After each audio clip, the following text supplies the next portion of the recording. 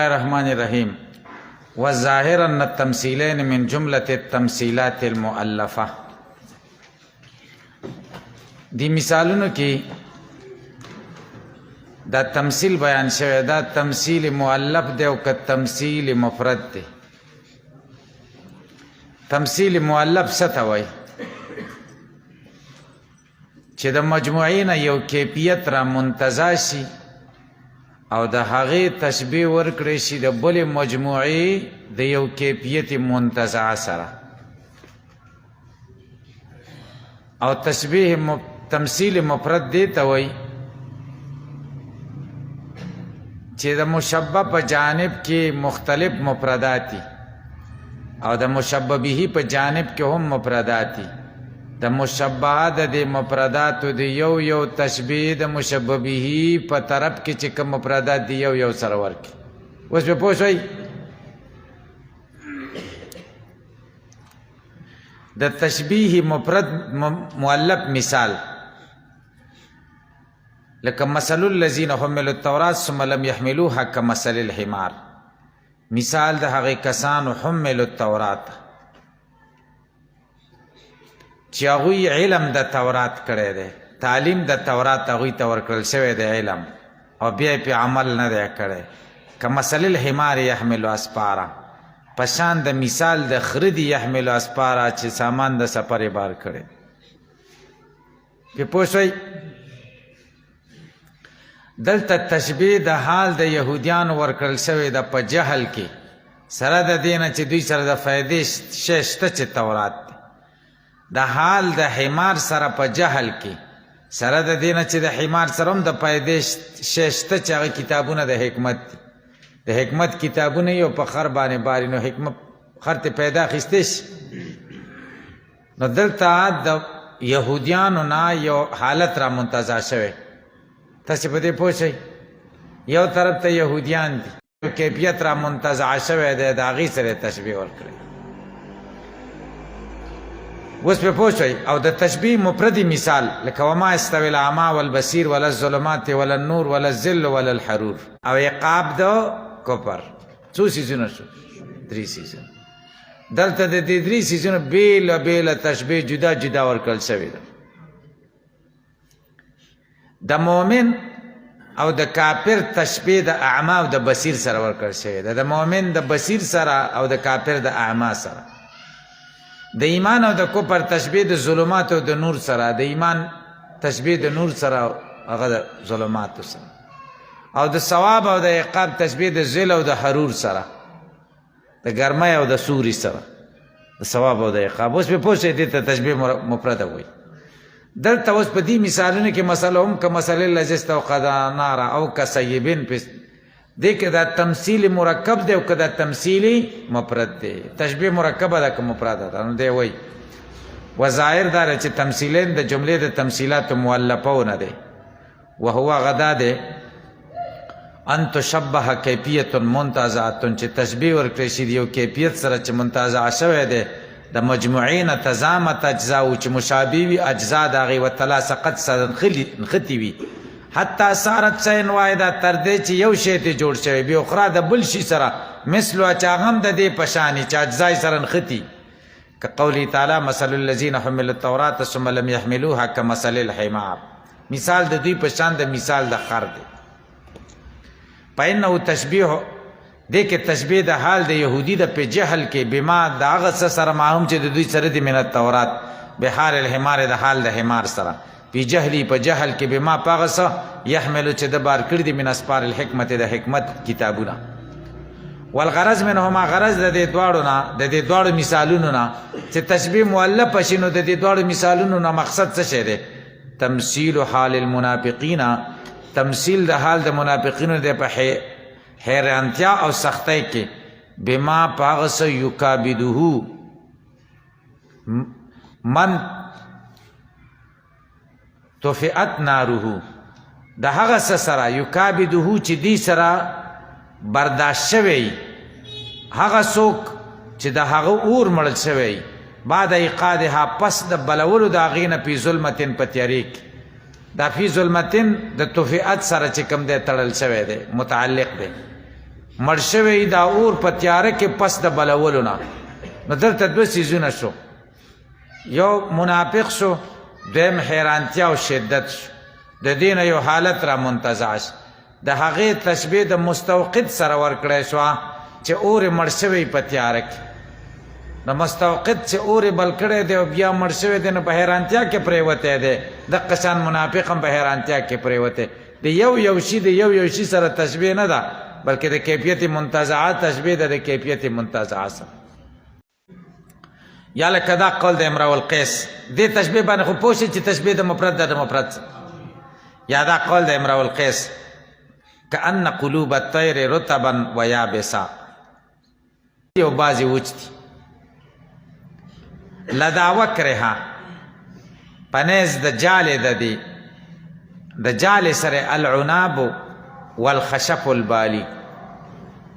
یعنی داسې انګورم دي چې هغه تازه دي،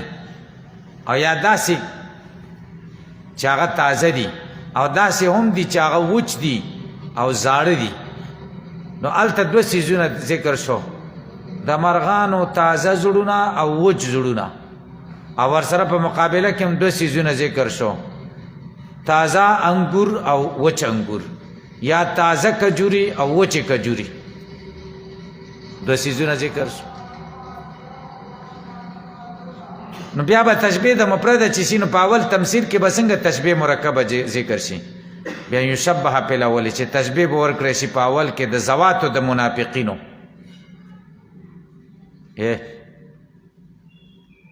ذواتو د منافقینو بالمستوقدین، د مستوقدینو سره چې اور بلی،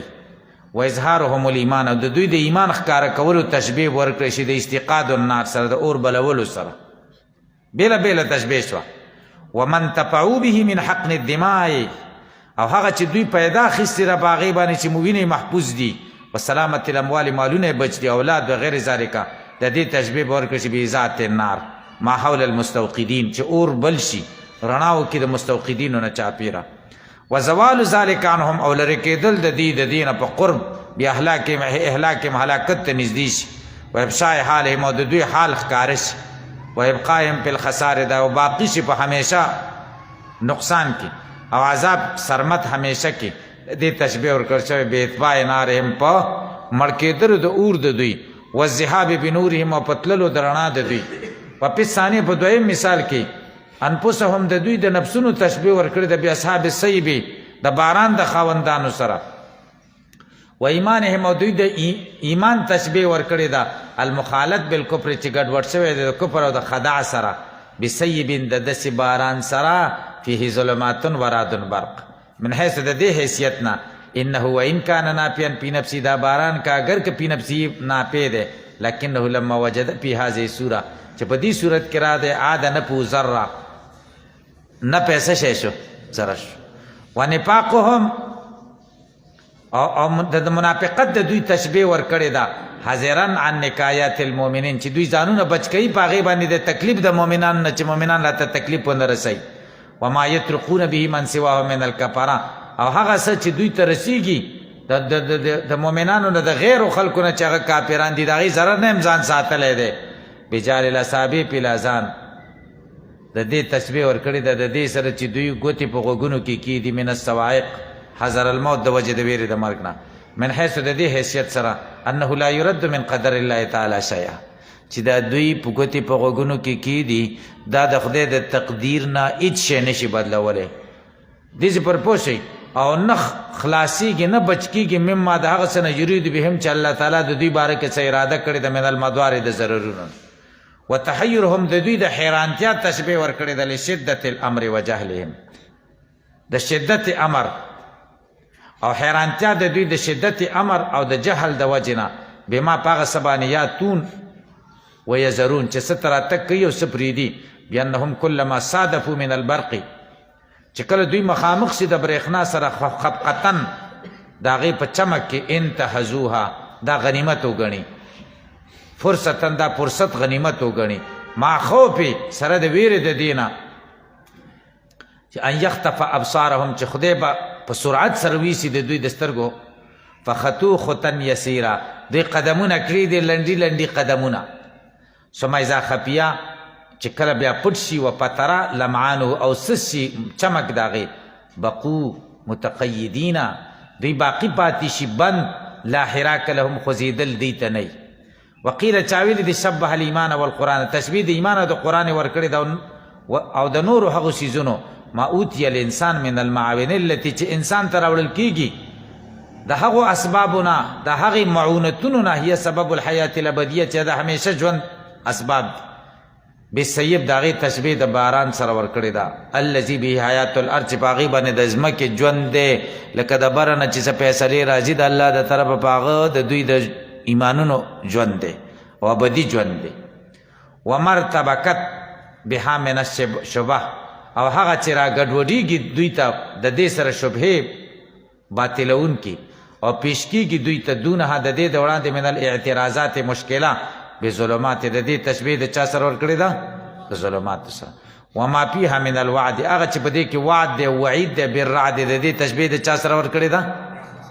وما فيها من الآيات الباهره او په دې کې چې ښکاره نښې دي بالبرق دې تشبیه چا سره ورکړې ده تاسې په دې پوه شئ وتسامعهم عما یسمعون او ځان لرې کول د هغه څه نه چې دوی اوري من الوعید د دې تشبیه بحال من دا مشابه دي د حال د هغه چا سره یهوله الرعد چې هغه ویرولی چا ټنګولی ویرولی په هیبت کې راوستلی ګړز ګړز فیخاف صواعقه فیسد اذنه دی غوږونو کې چې کوم دی بندی عنها ما انه سره د دینه لا خلاص لهم منها دوی ته خلاصې نشته د دینه وهو معنى قولی تعالی والله محیط بالکافرین دوی ته خلاصې نشته دا د دې معنا شو چې الله تعالی احاطه کړې ده په کافرونو واحتزازهم او خوځېدل د دوی لما په هغه څه یلمع لهم چې چمک شي دوی ته من رشد د هدایت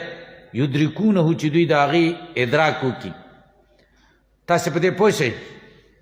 واو ربدن او یا عطا د خدای د طرفه یا د نبي د طرفه راشي یطمح الیه ابصارهم چې دوی اوچتي کې دې ته سترګې د دې تشبیه ورکړې ده بمشیهم د تللو د دوی په مطرح ضوء البرق په ځای د رڼا د برېښنا کې نبی علیہ السلام دوی ته کوم انعام ورکړي یا د الله د طرفه کوم انعامات راشي د دې تشبیه دې ته ورکړې ده چې برېښنا شي او لږ رڼا پکې وشي نو دوی ځي دا خو ډېر ښه کار دی ښه رڼا ده لکه نبی علیہ السلام دوی ته څه هدیه ورکړي دا خو ډېر ښه دین دی که نه چې بیا پې ودرېږي مړه دا څه شي اوس پوه شئ کلما دوال عمر کړه چې رڼا شي دوی ته دې چې پورې پوه شئ وتحیرهم وتوقفهم په الامر حیرانتیا د دوی او ودرېدل د دوی په دې کار کې هینا تعرض لهم کله چې پیش شي دوی ته شبهه او تعن لهم مصیبه او یا پیش شي دوی ته عارض شي دوی ته مصیبت د دې تشبیه ورکړې ده بتوقفهم اذا ظلم عليهم چې دوی ودرېږي چې کله تیاره شي په دوی باندې ونبه بقوله تعالی تنبیه ورکړې ده په دې قول د الله تعالی ولو شاء الله لذهب بسمعهم وابصارهم که د خدای خوښه شي خدای به قوت سامع او قوت بصیره د دوی بوزي تنبیه ورکړې ده الله په دې خبر انه تعالی چې الله تعالی ګرځولې د دوی لپاره قوت سامع او قوت بصیره لیتوسلوا بها الى الهدى چې دوی مخکې لاړ شي په دې باندې هدایت ته والفلاح کامیابۍ ته ثم انهم صرفوها الى الحظوظ العاجله دا قوت سامع او قوت بصیره دوی واړوله د دنیا حصو ته حظوظ حصی عاجله د دنیا والا جلتی والا وصدوها عن الفوائد او دوی دا بند کړي د هغې فوایدو نه عاجله چې د نیټې والا دي ولو شاء الله که د خدای خوښه وی لجعلهم بالحالت التي دوی به ګرځولي وی په هغه حالت باندې یجلونها چې دوی خپلو ځانونو ته ګرځوي فانه علی ما یشاء قدیر الله تعالی په هر څیز باندې قدرت لرونکی دی